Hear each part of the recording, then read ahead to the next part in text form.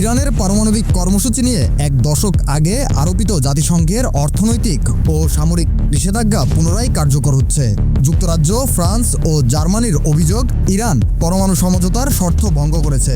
অভিযোগের পর সমাধানের জন্য জাতিসংঘ নিরাপত্তা পরিষদ তেহরানকে 30 দিনের সময় দিয়েছিল।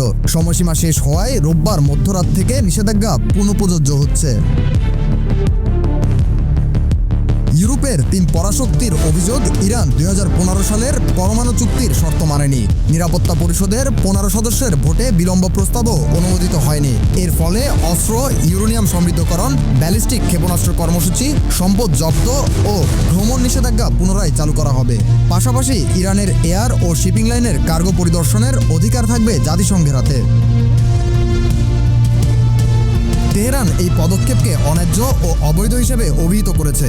জাতিসংঘের অধিবেশনে প্রেসিডেন্ট মাসুদ পেজিশকিয়ান বলেছেন, বিদেশি শক্তি ইচ্ছাকৃতভাবে মধ্যপ্রাচ্য অস্থিতিশীল করছে। তিনি আরও জানান, ইরান পারমাণবিক অস্ত্র বিস্তার রোধ চুক্তি থেকে সরে যাবে না, তবে ইসরায়েলি হামলা বন্ধের নিশ্চয়তা ছাড়া ইউরেনিয়াম সমৃদ্ধকরণ স্বাভাবিকভাবে শুরু হবে না।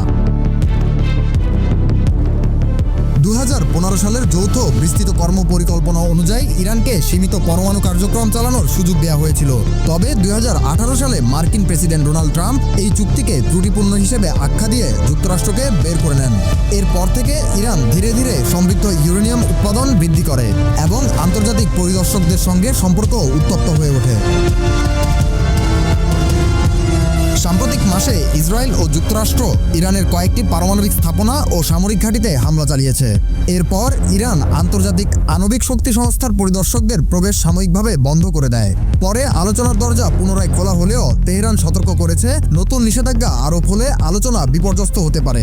IAEA জানিয়েছে, গত সপ্তাহেই তারা পুনরায় কিছু স্থাপনা পরিদর্শন করতে পেরেছে। ইরানের পররাষ্ট্রমন্ত্রী আব্বাস আরাকচি অভিযোগ করেন, যুক্তরাষ্ট্র আলোচনাকে গুরুত্ব দেয়নি এবং ইউরোপীয় দেশগুলো কূটনীতিকে সমাধিস্থ করেছে। শেষ পর্যন্ত মার্কিন ও ইউরোপীয় পররাষ্ট্রমন্ত্রীরা ইরানকে আলোচনায় ফিরিয়ে আনতে ব্যর্থ হয়। নিষেধাজ্ঞা কার্যকর হলে ইরানের অর্থনীতি আবার বড় ধাক্কা খাবে। তেল রপ্তানি, ব্যাংকিং লেনদেন ও সামরিক সরঞ্জাম আমদানি রপ্তানি সংকটে পড়বে। বিশ্লেষকদের মতে এই চাপ মধ্যপ্রাচ্যে নতুন অস্থিতিশীলতা ডেকে আনবে এবং জ্বালানি বাজারে বৈশ্বিক প্রভাব ফেলবে। ইরান রাশিয়ার সঙ্গে $25 বিলিয়ন চুক্তি করেছে, যার আওতায় দক্ষিণ ইরানে 4টি পারমাণবিক বিদ্যুৎ কেন্দ্র নির্মাণের পরিকল্পনা রয়েছে।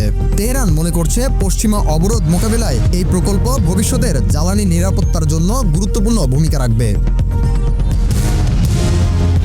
কূটনীতিকদের মতে, জাতিসংঘের নিষেধাজ্ঞার পর ইউরোপীয় ইউনিয়নও দ্রুত নতুন নিষেধাজ্ঞা কার্যকর করতে পারে। এর ফলে ইরান পশ্চিমাদের সঙ্গে আলোচনায় আরও শক্ত অবস্থান নিতে পারে। একই সময়ে গালফ অঞ্চলে সামরিক টহল, আঞ্চলিক উত্তেজনা আরও